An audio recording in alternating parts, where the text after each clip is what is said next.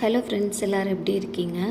Friday பாப்பாவோட ஸ்கூலில் friendship day celebrate பண்ணாங்க. 1 வீக் முன்னாடியே வாட்ஸ்அப்பில் மெசேஜ் பண்ணிட்டாங்க, ஃப்ரைடே ஃப்ரெண்ட்ஷிப் டே செலிப்ரேட் பண்ணுறோம், பாப்பாவோட ஃப்ரெண்ட்ஸுக்கெல்லாம் கிஃப்ட் வாங்கி கொடுத்துருங்க அப்படின்னு சொல்லி.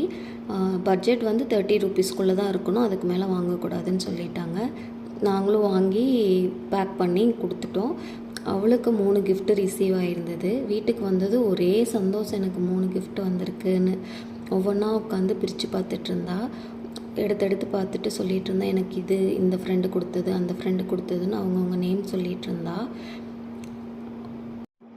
இந்த மாதிரி சின்ன சின்ன ஆக்டிவிட்டீஸ் பண்ணுறப்போ அவங்களுக்குள்ளே இருக்கிற பாண்ட் இன்க்ரீஸ் ஆகும். அதுக்காக இந்த மாதிரியெல்லாம் செலிப்ரேட் பண்ணுறாங்க.